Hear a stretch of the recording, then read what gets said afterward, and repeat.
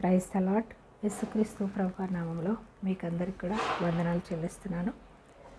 మనం వాక్యాన్ని ధ్యానించుకునే ముందుగా ప్రార్థన చేసుకుందాం. మీరందరూ కూడా ప్రతి ఒక్కరి అవసరత కూడా దేవుని కృపా సముద్రంలోంచి తీర్చగల శక్తిమంతుడు సమర్థుడు అని నమ్మి విశ్వాసంతో ప్రార్థనలో ఏకీభవించండి.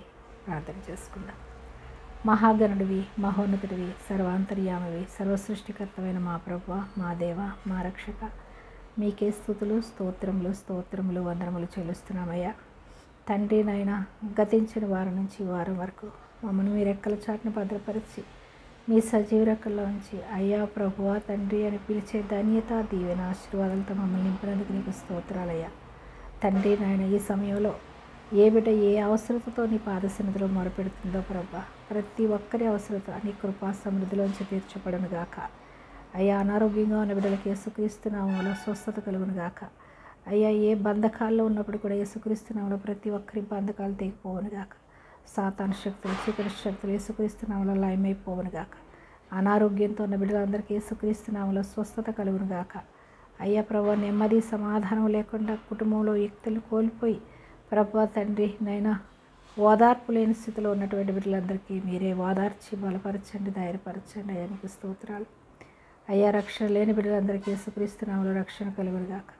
నీ కృప, కాపుదల, ఆశీర్వాదాలు ప్రతి ఒక్కరిపై మెండుగా కుమ్మరించి అయ్యా ప్రభువా తండ్రి, పిల్లలు లేని వారికి నేను వచ్చే నాటికల్లా కుమారుడు కానీ కుమార్తె కానీ వారి ఒడిలో ఉండును గాక.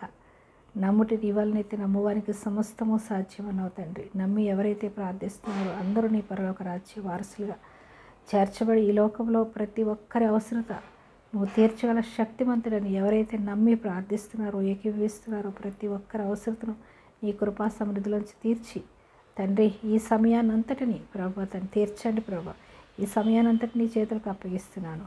మీరే సమస్త మహిమ, ఘనత, ప్రభావాలు పొందుకోమని ప్రభా, నన్ను నీ నోటి పొరగా మాత్రం వాడుకొని నన్ను నీ సిలువ చాటును మరుగుపరిచి నీ సాక్షిగా నన్ను నిలబెట్టుకోమని నీ వాక్య ధ్యానం ప్రభా తండ్రి, ఈ పరలోక మర్మాలన్నీ కూడా నాకు బయలుపరిచి మీరే నాలో మాట్లాడమని సమస్త మహిమ, ఘనత, ప్రభావం మీరు మాత్రమే పొందుకోమని మా ప్రభువును, మా ప్రియ రక్షకుడైన యేసుక్రీస్తు ప్రభు వారి అతి శ్రేష్టమైన నామములో ఈ ప్రార్థన సమర్పిస్తున్నాను పరమ తండ్రి. ఆమేన్. హల్లెలూయా. స్తోత్రం.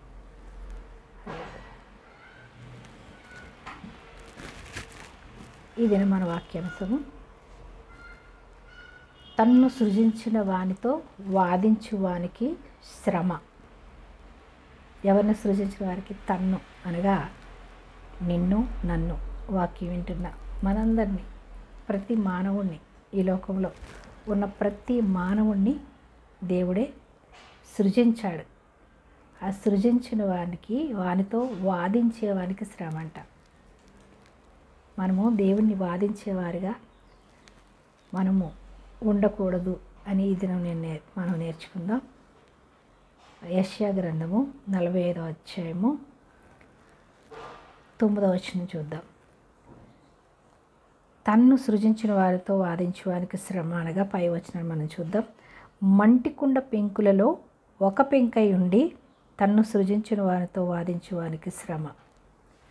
ఇది యెషయా ప్రవక్తకి ఆయన ఇజ్రాయేలు ప్రజల గురించి వెళ్ళి చెప్పు, వాళ్ళు అంధకారంలో, అంధత్వంలో ఉన్నారు, నాతోనే వాళ్ళు నన్నే వాళ్ళు ప్రశ్నించేవారుగా ఉన్నారు, వాళ్ళకి చెప్పు, ఈ మాటను చెప్పి యెషయా ప్రవక్తతో యెహోవా దేవుడు మాట్లాడి ఆ ఇజ్రాయేల్ ప్రజలందరికీ కూడా తెలియజెప్పమంటాడు. అది దేవుడు ఏం చెప్తున్నాడంటే యెషయా ప్రవక్తకి, మంటికుండ పెంకుల్లో ఒక పెంకై ఉండి అనగా నేను నా స్వహస్తాలతో నిర్మించినటువంటి మీరు కుండ పెంకులు వంటి వారు, నేను కుమ్మారిని, మంచి కుమ్మారిని, మీరు కుండ పెంకులు లేదా కుండ ఒక వస్తువు లాంటి వాళ్ళం. మనం ఆయన నిర్మించినటువంటి మనము ఒక వస్తువు అనగా ఆయన స్వహస్తాలతో, ఆయన రూపంలో, ఆయన పోలికలో మనల్ని నిర్మించుకున్నాడు. మనము ఆయన చేతిలో మంటి పెంకు లాంటి వాళ్ళం, కుండ పెంకు లాంటి వాళ్ళు. కుండ పెంకు లాంటి మనము దేవుణ్ణి మనం ప్రశ్నించవచ్చా? ప్రశ్నించవద్దు, ప్రశ్నించకూడదు అని దేవుడు మనకి తెలియచెప్తున్నాడు. మన వాక్యాన్ని ధ్యానిద్దాం. మంటికుండ పెంకులలో ఒక పెంకయుండి తన్ను సృజించిన వానితో వాదించువానికి శ్రమ. జిగటమన్ను దాన్ని రూపించి వానితో నీవేమి చేయుచున్నావని అనదగున. జిగటమట్టి కుమ్మరి తయారు చేస్తూ ఉంటాడు. వస్తువుల్ని తయారు చేస్తూ ఉన్నప్పుడు ఆ యొక్క రూపించేటటువంటి కుమ్మరితో నీవేం చేయుచున్నావని అనదగున. నువ్వు ఎలా తయారు చేస్తావు నన్ను అని అనదగిన. మట్టికి అసలు నోరుందా? మట్టి మాట్లాడగలదా?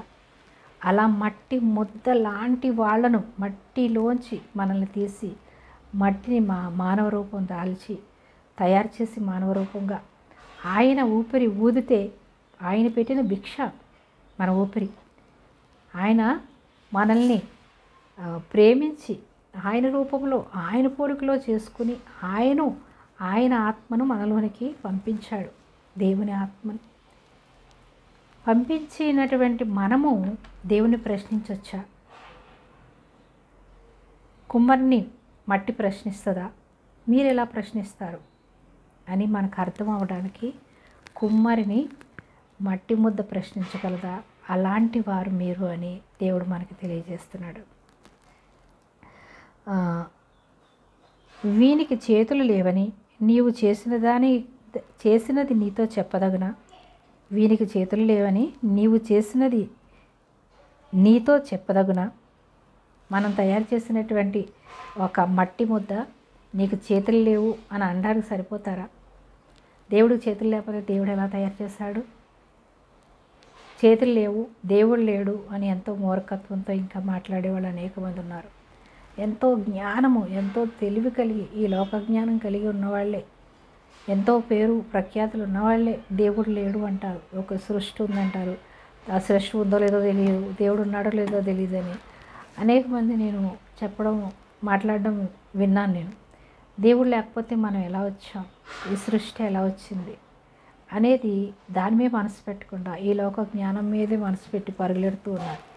ఈ లోకంలో ఎంత జ్ఞానం సంపాదించినా దేవుడు లేడు అంటే కనుక నువ్వు వెర్రివాడివి, నువ్వు జ్ఞానం లేనివాడివి అని గ్రహించుకోవాలి. ఎంత జ్ఞానం ఉన్నా లోక జ్ఞానము వెర్రితనము అంటున్నాడు దేవుడు. ఈ లోక జ్ఞానం నీకు ఎంతైనా ఉండొచ్చు, కానీ దేవుడు లేడని, దేవుణ్ణి అసలు ఉన్నాడా లేదా అని ఆలోచించకుండా దేవుణ్ణి ప్రశ్నించే వారిగా మనం ఉన్నామంటే మనం అంత వెర్రివాళ్ళుగా ఇంకెవరూ లేరని దేవుని వాక్యం సెలవిస్తుంది. వీనికి చేతులు లేవని నువ్వు చేసినది నీతో చెప్పదగునా? నీవు ఏమి కనుచున్నావని తన తండ్రితో చెప్పువానికి శ్రమంట. యెషయా గ్రంథం 45వ అధ్యాయం 10వ వచనం చూస్తున్నాం మనం. తండ్రిని కూడా మనం ప్రశ్నించకూడదు అంటున్నాడు. నీవు ఏమి కనుచున్నావని తన తండ్రితో చెప్పువానికి శ్రమ. నువ్వు ఎలా కన్నావు, నువ్వేమిచ్చావు నాకు అని తండ్రిని తల్లిని ప్రశ్నించేవారు ఎంతోమంది ఉన్నారు ఈ లోకంలో. పిల్లలు తండ్రిని కూడా ప్రశ్నించవద్దు అంటున్నాడు. తండ్రికి తల్లికి దేవుడు ఇస్తేనే పిల్లలకు అంటారు. వాళ్ళ గురించి దేవుడు ముందుగానే తెలుసు. దేవుడు సమస్తము కూడా తెలిసినవాడు. తల్లిదండ్రులు అనేది ఒక సాధనాలు మాత్రమే. తల్లిదండ్రులు కూడా మనం ప్రశ్నించకూడదు అని ఈ దినం నేర్చుకోవాలి. నీవేమి కనుచున్నావని తన తండ్రితో చెప్పువానికి శ్రమ. నీవు గర్భము ధరించినది ఏమి అని స్త్రీతో చెప్పువానికి శ్రమ. నువ్వెందుకు కన్నావు నన్ను, నువ్వేమిచ్చావు నాకు అని తల్లిదండ్రుల ఆస్తి కొరకు ఎంతో వాళ్ళని బాధించేవారు, ప్రశ్నించే పిల్లలు ఈ లోకంలో ఎంతోమంది ఉన్నారు. వాళ్ళందరూ కూడా అపవాది సంబంధులు. దేవుని జ్ఞానం ఎరిగిన వారైతే అసలు తల్లిదండ్రులని ప్రశ్నించరు, బాధించరు, బాధ పెట్టరు. ఈ వాక్యం, దేవుని వాక్యం తెలిసిన వాళ్ళు మాత్రమే తల్లిదండ్రులని బాధ పెట్టరు. దేవుని వాక్యం తెలియకుండా లోక జ్ఞానంతో అపవాది తలంపులతో నింపబడిన వారే తల్లిదండ్రులని బాధిస్తారు, బాధ పెడతారు, ప్రశ్నిస్తారు. దేవుణ్ణి ప్రశ్నించకూడదు, తల్లిదండ్రులను ప్రశ్నించకూడదు అని దేవుడే మనకి రాయించాడు. 11వ వచనం. ఇజ్రాయేలు పరిశుద్ధ దేవుడగు సృష్టికర్త అయిన యెహోవా ఈ మాట సెలవిస్తున్నారు.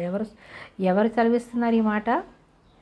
యెహోవా దేవుడు, సర్వ సృష్టికర్త, ఇజ్రాయేలు పరిశుద్ధ దేవుడగు సృష్టికర్త అయిన యెహోవా ఈ మాట సెలవిచ్చుచున్నాడు. రాగల వాటిని గూర్చి నన్ను అడుగుదురా? జరగబోయేదాని గురించి నన్ను అడుగుతారా మీరు? ఇజ్రాయేలు దేవుడు ఎలా అయ్యాడు? అబ్రహాము విశ్వాసం ఉంచడం ద్వారా దేవుని యందు భయము భక్తిని కలిగిన వాడుగా, దేవునికి స్నేహితుడిగా ఉన్నటువంటి అబ్రహామును బట్టి ఇజ్రాయేలుకి దేవుడయ్యాడు. అంతేకాని సర్వలోకమునకు దేవుడైన ఇజ్రాయేలు ప్రజల్ని ఎంతగానో ప్రేమించాడు. ఎవరిని బట్టి? అబ్రహామును బట్టి. అలాగే తల్లిదండ్రుల విశ్వాసాన్ని బట్టి పిల్లల్ని దేవుడు దీవిస్తాడు, ఆశీర్వదిస్తాడు. తల్లిదండ్రులు ఎప్పుడు కూడా పిల్లల కొరకు ప్రార్థించేవారిగా ఉన్నప్పుడు పిల్లలు తల్లిదండ్రులు ప్రశ్నించరు. దేవుని జ్ఞానంలో, దేవుని దయలో, దేవుని ప్రేమలో ఎదుగుతారు. కాబట్టి దేవుని యందు భయము భక్తి కలిగి తల్లిదండ్రులు ఉన్నప్పుడు పిల్లలను కూడా దేవుని మార్గంలో నడిపిస్తారు. వాళ్ళే దేవుని మార్గంలో నడవనప్పుడు, దేవుడి ప్రేమను తెలియనప్పుడు, దేవుని వాక్యం తెలియనప్పుడు పిల్లల్ని ఏ విధంగా పెంచగలుగుతారు? అందుకే పిల్లలు ప్రశ్నిస్తున్నారు అంటే తల్లిదండ్రులు తప్పు. తల్లిదండ్రులు దేవుని తెలుసుకోకుండా ఉన్నారు కాబట్టి, దేవుని ప్రేమ పిల్లలకి నేర్పించలేదు కాబట్టి, దేవుని వాక్యం పిల్లలకు పరిచయం చేయలేదు కాబట్టి పిల్లలు తల్లిదండ్రులను ప్రశ్నిస్తున్నారు, బాధ పెడుతున్నారు, బాధిస్తున్నారు, ఆస్తి కోసం చంపుతున్నారు తల్లిదండ్రులు. ఎంత ఘోరమైనటువంటి మనస్తత్వం కలిగి ఉన్నారు. అది దుష్టి నుంచి వచ్చేది. తల్లిదండ్రులనే పిల్లలు చంపుతున్నారు అంటే, ప్రశ్నిస్తున్నారు అంటే అది దుష్టి నుంచి వచ్చేది. దేవుని ప్రేమ తెలియక, దేవుని వాక్యం తెలియక వారు అంధత్వంలో ఉండి, వారు ఈ లోకమే శాశ్వతం అనుకుంటూ, ఈ లోక ధనమే శాశ్వతం అనుకుంటూ, ఈ లోకంలో ధనం ఉంటేనే పేరు ప్రఖ్యాతులు ఉంటాయని, ఈ ధనం ఉంటేనే మనం ఏదైనా కొనుక్కోగలుగుతాం, ఏదైనా సాధించగలుగుతాం అనేటటువంటి ధనం పైనే మనసు పెట్టి తల్లిదండ్రులపై ప్రేమ లేకుండా అంధత్వంలో జీవిస్తున్నటువంటి పిల్లలు మాత్రమే తల్లిదండ్రులు ప్రశ్నిస్తారు. కానీ దేవుని ప్రేమను ఎరిగిన వారు, దేవుని వాక్యాన్ని ఎరిగిన వారు ఎవరు కూడా తల్లిదండ్రులని ప్రశ్నించరు, బాధ పెట్టరు, చంపరు, అనాథాశ్రమంలో పెట్టారు. అనాథాశ్రమంలో పెట్టారని తల్లిదండ్రులు ఎంతో ఏడుస్తున్నారు. ఎందుకు? నువ్వు దేవుని ప్రేమలో పెంచావా పిల్లల్ని? ఈరోజు నువ్వు ఏడుస్తున్నావంటే పిల్లలు నువ్వు దేవుని ప్రేమలో పెంచుంటే నిన్ను ఆ పరిస్థితి రాకుండా దేవుని ఆత్మతో నింపబడి నిన్ను ప్రేమిస్తారు కదా. నువ్వు దేవుని ప్రేమించకుండా, దేవుని ప్రేమలో పెంచకుండా, ఈ లోకమే శాశ్వతం అనుకుంటూ, ఈ లోక ధనమే శాశ్వతం అనుకుని నువ్వు అనుకుని నీ పిల్లలను కూడా అదే మనస్తత్వంతో ఉంచావు కాబట్టి ఈ దినం వారు కూడా ఈ లోక ధనమే కావాలి కానీ తల్లిదండ్రులు అక్కర్లేదు అంటున్నారు. కాబట్టి ఆ తప్పు ఎవరు చేస్తారు? తల్లిదండ్రులు చేస్తారు. కాబట్టి ఏడ్చే అర్హత తల్లిదండ్రులకు లేదు అని గ్రహించుకోవాలి ప్రతి తల్లిదండ్రులు కూడా. ఇజ్రాయేలు పరిశుద్ధ దేవుడకు సృష్టికర్త అయిన యెహోవా ఈ మాట సెలవిచ్చుచున్నాడు. రాగల వాటిని గురించి నన్ను అడుగుదురా? నా కుమారులను గూర్చి, నా హస్తకార్యములను గూర్చి నాకే ఆజ్ఞాపింతురా? నా హస్తకార్యాలను గురించి అంటే ఎందుకు ఈ సృష్టిని ప్రశ్నించేవారు ఉన్నారు. ఎందుకు దేవుడు ఉన్నాడా? అసలు దేవుడు ఉంటే ఇలా ఎందుకైంది, అలా ఎందుకైంది, ఇలా ఉంటే బాగుండు, అలా ఉంటే బాగుండని మనం ఆ యొక్క ఇజ్రాయేల్ ప్రజలు అంటున్నారని దేవుడు వాళ్ళకి నేర్పిస్తున్నాడు. నా హస్తకార్యాలను గూర్చే మీరు ప్రశ్నిస్తారా? నాకే ఆజ్ఞాపిస్తారా? దేవునికే చెప్పేటంతటి వాళ్ళు మనం. దేవుడు సర్వాంతర్యామి. ఆయన ఏ సమయాన్ని ఏది ఇవ్వాలో, ఎలా ఉండాలో, ఏం చేయాలో ఆయనకు తెలుసు. కాబట్టి నన్నే మీరు ప్రశ్నిస్తారా? నా హస్త కార్యాలను గురించి నాకే ఆజ్ఞాపిస్తారా? ఎలా ఉంటే బాగుండు, అలా ఉంటే బాగుండని. భూమిని కలుగజేసిన వాడను నేనే, దాని మీదనున్న నరులను నేనే సృజించి తిని. భూమిని కలుగజేసిన వాడను నేనే, దాని మీద ఉన్న నరులను నేనే సృజించి తిని.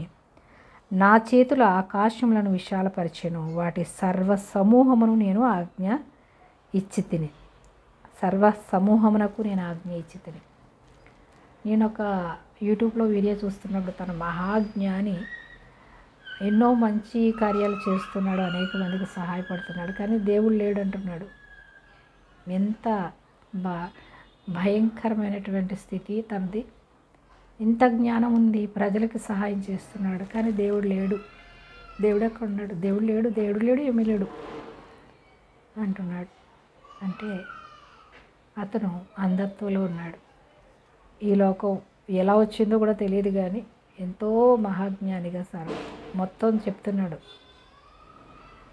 ఆరోగ్య విషయాలు అన్నీ కూడా. కానీ దేవుడు లేడంటున్నాడు. అంటే చూడండి ఏమంటున్నాడు దేవుడు ఇక్కడ చెప్తున్నాడు ఇలాంటి వాళ్ళ కోసమే. అలాంటి వాళ్ళందరూ కూడా ఒక పరిశుద్ధ గ్రంథాన్ని కొనుక్కొని చదివితే బాగుండని నా ఆశ. ప్రార్థిస్తున్నాను దేవుడికి, ప్రభా లోక జ్ఞానం ఎంతో ఉంది, కానీ అసలు దేవుడే లేడంటున్నారు. వాళ్ళ జ్ఞానం ఎందుకు ప్రభా? వాళ్ళ మనోనేత్రాలు తెరువు ప్రభా, వాళ్ళని క్షమించు ప్రభా అని ప్రార్థన చేస్తున్నాను. ప్రతి విశ్వాసి కూడా ఇలాగే ప్రార్థన చేయాలి. అంధత్వంలో ఉన్న వారి కొరకు, దేవుడే లేడనే వారి కొరకు, మూర్ఖత్వంతో ఉన్న వారి కొరకు, దేవుడిని ప్రశ్నించే వారి కొరకు, తల్లిదండ్రులు ప్రశ్నించే వారి కొరకు, తల్లిదండ్రులు బాధించే వారి కొరకు, తల్లిదండ్రులని అనాథాశ్రమాలకు పెట్టేవారి కొరకు, తల్లిదండ్రులని చంపే వారి కొరకు మనము ప్రార్థన చేయాలి.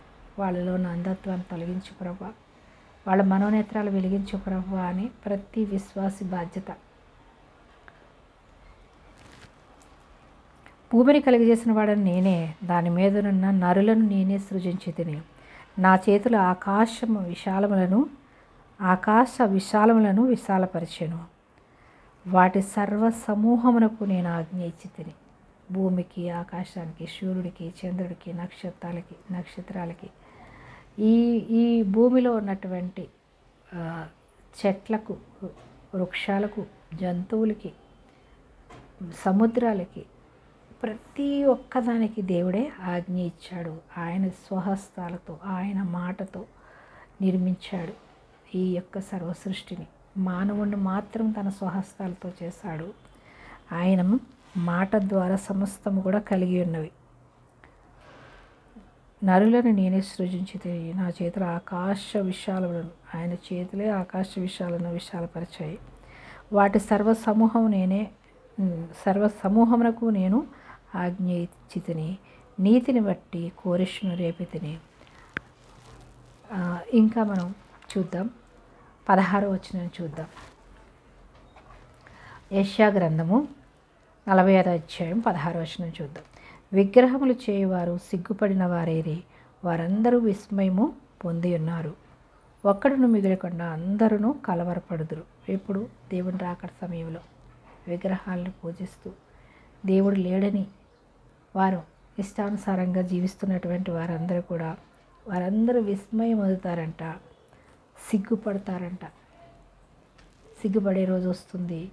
విస్మయం అందులో అనగా ఆశ్చర్యపోతారు. అయ్యో, ఈ భూలోకంలో ఉండగా చెప్పిన ఈ క్రైస్తవులోని ఒక మతం అని మనం నిర్లక్ష్య పెట్టామే. ఈ దినం అదే పరిస్థితి వచ్చిందే. నరకం ఉందని, స్వర్గం ఉందని బోధించారే. అసలు దేవుడే లేడనుకుంటూ అంధత్వంలో జీవించామే. ఈరోజు ఈ అగ్నిగుండంలో నరకాగ్నిలో పడవలసిన పరిస్థితి వచ్చిందే అని వాళ్ళు ఎంతో ఆశ్చర్యపోతారు, విస్మయం పొందుతారు, సిగ్గుపడతారట వాళ్ళు చేసిన తప్పుకి. ఇంకా మనము యెషయా గ్రంథము 44:14 చూద్దాం. ఒకడు చెట్టు నాటగా వర్షము దాన్ని పెంచింది. ఒకడు చెట్టు నాటేమనుకో, ఆ చెట్టుని ఎవరు పెంచుతున్నారు? వర్షం వచ్చి ఆ వర్షం ద్వారా ఆ చెట్టు బ్రతుకుతుంది. దేవుడే లేడంటారు. ఆ చెట్టు వేసేస్తే దానికి అది పెరిగేస్తుందా? ఒక మనిషి పుట్టేస్తే వాడికి అది పెరిగేస్తాడా? ఆయన కృప లేనిదే ఏ మానవుడు జీవించలేడు. ఒక వృక్షం కూడా జీవించలేదు, ఒక జంతువు కూడా జీవించలేదని గ్రహించుకోవాలి. ఒకడు చెట్టు నాటగా వర్షము దాన్ని పెంచెను.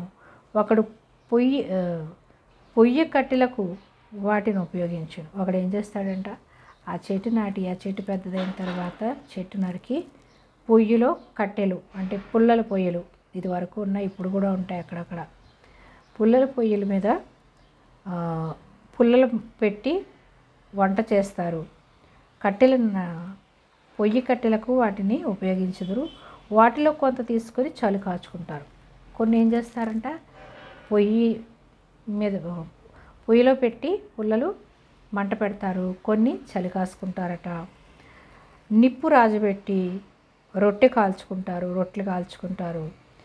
ఒకడు తుండు తీసుకొని దానితో ఒక దేవతను చేసుకొను, దానికి నమస్కారం చేయడు. ఆ తుండు అనగా ఆ మొదలుగా ఉన్నటువంటి లావుగా ఉన్నటువంటి ఆ కర్రను తీసుకుని ఒకడు విగ్రహాన్ని చేసుకుంటాడు. దాంతోనే ఒకరు పొయ్యిలో పెట్టి వంట చేసుకుంటారు. కొందరు బొగ్గులుగా తయారు చేసుకుని బొగ్గుల పొయ్యిలో వేసుకుని రొట్టెలు కాల్చుకుంటారు. ఇవన్నీ కూడా నేను సృష్టించినటువంటి ఒక సృష్టిలో ఒక వృక్షం. ఆ వృక్షాన్ని మీరు నాటుతారు, వర్షం ఇచ్చి నేను పెంచుతాను. దాన్ని మీరు విగ్రహంగా చేసుకుంటున్నారు, రకరకాలుగా ఉపయోగించుకుంటున్నారు. మూగ విగ్రహాలు మీతో మాట్లాడతాయా అని దేవుడు చెప్తున్నాడు. ఆ విగ్రహాలను చేసిన వాళ్ళు, పూజించేవాళ్ళు ఆ విగ్రహంతో సమానం అంటున్నాడు. అంటే అవి కళ్ళుండి చూడవు, చెవులుండి వినవు, ముక్కుండి వాసన చూడవు, నోరుండి మాట్లాడవు. అవి మోగ విగ్రహాలు. వాటి వంటి వారే మీరు కూడా అంటున్నారు. అన్నీ ఉన్నాయి, కానీ మీరు కళ్ళుండి చూడలేని స్థితిలో ఉన్నారు, చెవులుండి వినలేని స్థితిలో ఉన్నారు, హృదయం ఉండి మీరు గ్రహించుకోలేని స్థితిలో ఉన్నారు, నోరుండి దేవుణ్ణి స్తుతించలేని స్థితిలో ఉన్నారు అని దేవుడి వాక్యం మనకి ఎంతగానో ఈ యెషయా గ్రంథం అంతా కూడా మనం చదివితే ఈ విగ్రహాలని పూజించే వారి కోసం యేసయ్య రాబోతున్నాడని అన్నీ కూడా యెషయా ప్రవక్త ద్వారా యెహోవా దేవుడు, తండ్రి అయిన దేవుడు బయలుపరిచి రాయించాడు. ఎలా ఉంటుంది, విగ్రహాలను పూజిస్తే ఎట్లా ఉంటుంది, నా మాట వినకపోతే ఎలా ఉంటుంది, అన్నీ కూడా దేవుడు బయలుపరిచాడు. కానీ ఇంకా అంధత్వంలోనే చీకట్లోనే ఉండిపోయి బైబిల్ ఉన్నప్పటికి కూడా పరిశుద్ధ గ్రంథము ఈ లోకంలో మనకి వెలుగుగా దేవుని వాక్యం యేసయ్య ఈ లోకానికి వచ్చాడు. ఆ వెలుగు వాక్యమైనటువంటి పరిశుద్ధ గ్రంథం మన చేతిలో ఉంది, మనకు అందుబాటులో ఉంది. అయినా కూడా చదవకుండా, చూడకుండా, గ్రహించకుండా అంధత్వంలోనే ఆ యొక్క మొద్దుబారినటువంటి ఆ చెట్టుని నరికి, ఆ చెట్టుని మొద్దుని విగ్రహంగా చేసుకుని పూజిస్తున్నటువంటి వారు కూడా అలాంటి వారే అని దేవుడు చెప్తున్నాడు. దానితో ఒక విగ్రహం చేసి దానికి సాగిలపడుదురు, అగ్నితో సగము కాల్చి ఉన్నాడు, కొదువ సగముతో మాంసము వండి భక్షించుచున్నారు. విగ్రహాన్ని చేసుకొని దానికి సాగిలపడుతున్నారు అని చెప్తున్నాడు. ఇంకా మనం చూద్దాము, 20వ వచనం చూద్దాం. యెషయా గ్రంథం 44, 20వ వచనం చూద్దాం. వాడు బూడిద తినుచున్నాడు, వాని మనసు మోసపోయినదే, తప్పుదారిని వాని తీసుకొని పోవచ్చున్నది. ఏంటంట, బూడిదని తినుచున్నాడంట. ఆహారం తింటే జ్ఞానం ఉంటుంది, బూడిదని తినుచున్నాడు, వాని మనస్సు మోసపోయినది, తప్పుదారిని వాని తీసుకొని పోవచ్చున్నది. వాడు తన ఆత్మను రక్షించుకొన జాలడనియు. అలాంటి వాళ్ళు వారి యొక్క ఆత్మను రక్షించుకొనలేరు. నా కుడి చేతితో అబద్ధం ఉన్నది, నా కుడి చేతిలో అబద్ధం ఉన్నది కదా అనియు అనుకొనుటకు వానికి బుద్ధి చాలదు. వాళ్ళకి జ్ఞానం లేదు కాబట్టి ఏది అబద్ధమో, ఏది నిజమో, ఏది మంచో, ఏది చెడో తెలుసుకోలేని అంధత్వంలో ఉన్నారు అని యెషయా ప్రవక్తకి దేవుడు చెప్తున్నాడు. ఇంకా మనం యెషయా గ్రంథం 45, 3వ వచనం చూద్దాం. పేరు పెట్టి నేను పిలిచిన ఇజ్రాయేలు దేవుడనైన యెహోవాను నేనే అని నీవు తెలుసుకున్నట్టు అంధకార స్థలములలో ఉంచబడిన నిధులను, రహస్య స్థలములలో మరుగైన ధనమును నీకు ఇచ్చేదను. ఏంటంటే దేవుని యందు విశ్వాసం ఉంచి దేవుని మీద ఆధారపడిన వారికి ఏం చేస్తాడంట, అంధకార స్థలంలో ఉంచబడిన నిధులను ఇస్తాడంట. రహస్య స్థలములలో మరుగైన ధనమును నీకు ఇస్తానని ఇజ్రాయేల్ ప్రజలతో దేవుడు చెప్తున్నాడు. విశ్వాసం ఉంచిన ప్రతి ఒక్కరు కూడా ఇజ్రాయేల్ దేశ ప్రజలతో సమానంగా దేవుడు చేశాడు. అబ్రహాం సంతానంగా మనల్ని కూడా చేసి ఉన్నాడు. కాబట్టి రహస్యమందు దాచి ఉంచినటువంటి ధనమును, అంధకారంలో ఉంచబడినటువంటి నిధులను మనకి దేవుడు ఇస్తానంటున్నాడు. దేవుని యందు విశ్వాసం ఉంచితే ఈ లోకంలో మనకి ఏది కొదువు లేకుండా పరలోక రాజ్యంలో దేవునితో పాటు ఉండే ధన్యత మనకి ఇస్తాడు. మనకి ఇంకా అంతకన్నా ఏం కావాలి? దేవుణ్ణి ప్రశ్నించి దేవునికి దూరమయ్యి మనము నిత్య నరకాగ్నికి వెళ్ళే కన్నా ఈ లోకంలో మనలో ప్రాణం ఉండగానే దేవుని యందు భయము భక్తి కలిగి ఉండి ఈ లోకంలో మనకి ఏది కొదువు లేకుండా మనల్ని కాచి కాపాడి రక్షించేటటువంటి దేవుని యందు భయము భక్తి కలిగి జీవించి మారు మనసు రక్షణ పొందుకుంటే నిత్య రాజ్యానికి వారసులు కాబట్టి ప్రతి ఒక్కరూ కూడా దేవుని యందు భయము భక్తి కలిగి జీవించాలని మనం నేర్చుకుంటున్నాం. ఇంకా 21వ వచనాన్ని చూద్దాం. యెషయా గ్రంథము 45:21 వచనం. తమ కొయ్య విగ్రహమును మోయుచు రక్షింపలేని దేవతకు మొర్రపెట్టు వారికి తెలివి లేదంట. తమ కొయ్య విగ్రహమును మోయుచు రక్షింపలేని దేవతకు మొరపెట్టు వారికి తెలివి లేదు. మీ ప్రమాణ వాక్యములు నా సన్నిధిని తెలియచేయుడి. మీ ప్రమాణ వాక్యాలు మీకు ఏమనంటే నా సన్నిధిని తెలియచేయండి. అంతేకాని ఆ కొయ్యతో అనగా చెట్టుతో లేక కర్రతో రాతితో కొయ్యకాలతో లేదా వెండితో బంగారంతో చేసుకున్నటువంటి విగ్రహాలని మోస్తూ రక్షింపలేని దేవతలకు మొర్రపెట్టుచున్నారే, వాళ్ళకి తెలియలేదు. మీరు నాకు మొరపెట్టండి, మీకు నేను సహాయం చేస్తానంటున్నాడు దేవుడు. జనులు కూడుకొని ఆలోచన చేసుకుందరుగాక. జనులందరూ కూడుకొని ఆలోచన చేయండి, తెలుసుకోండి అని ప్రవచిస్తున్నాడు. 23వ వచనం 45వ అధ్యాయం 23వ వచనం చూద్దాం. నా ఎదుట ప్రతి మోకాలు వంగుననియు ప్రతి నాలుకయు నా తోడని ప్రమాణము చేయుననియు నేను నా పేరట ప్రమాణం చేయుచున్నాను. దేవుడే ప్రమాణం చేసి చెప్తున్నాడు నా పేరట. దేవుడు ఇంకెవరి మీద చెప్తాడు? మనం దేవుడి మీద ఒట్టు అంటాం, కానీ దేవుడు నా పేరట నేను ప్రమాణం చేస్తున్నాను అంటున్నాడు. ఎప్పుడు ఇవన్నీ జరుగుతాయి? రెండవ రాకడ సమయంలో. నా ఎదుట ప్రతి మోకాలు వంగుద్దంట. ఆయన ఎదుట, ఆయన తీర్పు దినంలో నిలువబడినటువంటి ప్రతి ఒక్కరు కూడా మోకరించి ఆయన తీర్పులో నిలవబడి ఆయన తీర్పు ఇచ్చిన తర్వాత ప్రతి ఒక్క మోకాలు వంగుతుందంట, వంగి స్తుతిస్తారంట. ప్రతి నాలుక కూడా ప్రతి మోకాలు వంగుతుంది. ప్రతి నాలుకయు నా తోడని ప్రమాణం చేయనని నేను నా పేరట ప్రమాణం చేయుచున్నాను. నా ఎదుట ప్రతి మోకాలు వంగుననియు ప్రతి నాలుకయు నా తోడని ప్రమాణము చేయుననియు నేను నా పేరట ప్రమాణము చేసి ఉన్నాను. నీతిగల నా నోటి మాట బయలుదేరి ఉన్నది, అది వ్యర్థము కాదు. ప్రతి మోకాలు వంగుద్దంట. దేవుడే గొప్ప దేవుడు, సర్వ సృష్టికర్త అని ప్రతి ఒక్కరూ నోటితో ఒప్పుకొని మోకరించి ఒప్పుకొని అప్పుడు నరకానికి వెళ్తారట. అది నీతిగల నా నోటి మాట బయలుదేరుచున్నది, అది వ్యర్థం కాదంటున్నాడు. నేను చెప్పిన మాట ఏది కూడా వ్యర్థం కాదు, జరగబోయేది. యేసయ్య ఇంకా రాకముందే యెషయా ప్రవక్త కూడా ప్రవచించాడు.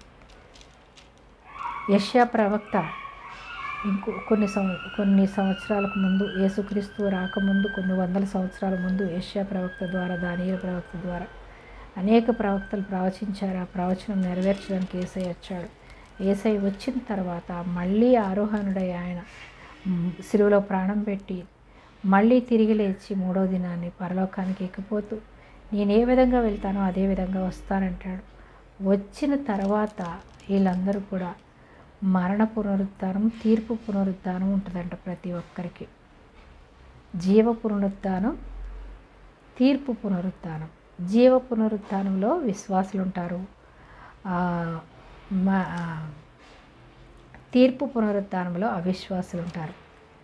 వాళ్ళందరూ కూడా తీర్పు పునరుద్ధానంలో ఉన్న వారందరూ కూడా తీర్పు తీర్చబడిన తర్వాత వాళ్ళందరూ కూడా మోకరించి యేసుక్రీస్తే దేవుడిని ఒప్పుకొని అందరూ కూడా నిత్య నరకాగ్నికి వెళ్ళవలసి వస్తుంది అని ముందుగానే ప్రవక్త అయినటువంటి యెషయా ప్రవచించాడు. యెహోవా యందే నీతి బలములున్నవనియు జనులు నన్ను గూర్చి చెప్పుకొందురు. ఆయన యొద్దకే మనుషులు వచ్చెదరు. ఆయన మీద కోపపడిన వారందరూ సిగ్గుపడుదురు.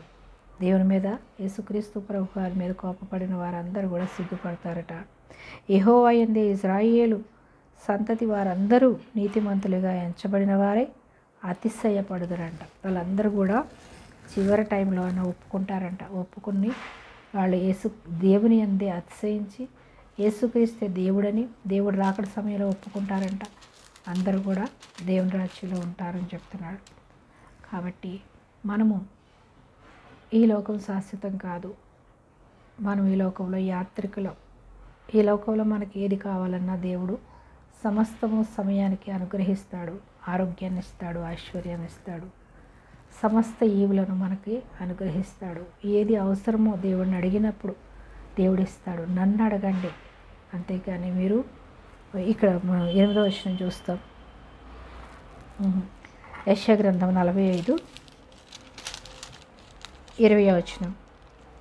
తమ కొయ్య విగ్రహమును మోయిచు రక్షింపలేని దేవతకు మొరపెట్టు వారికి తెలివి లేదంటున్నాడు. మీ ప్రమాణ వాక్యములు నా సన్నిధికి తెలియచేయండి. మీకేమైనా ఉంటే అవి నా సన్నిధికి తెలియచేయండి. అంతేకాని ఆ విగ్రహాలు చెప్పుకున్న వారికి తెలివి లేదు. అవి మాట్లాడవు, వినవు, గ్రహించలేవు. వాటిని పూజించేవారు కూడా అలాంటి వారే అంటున్నాడు.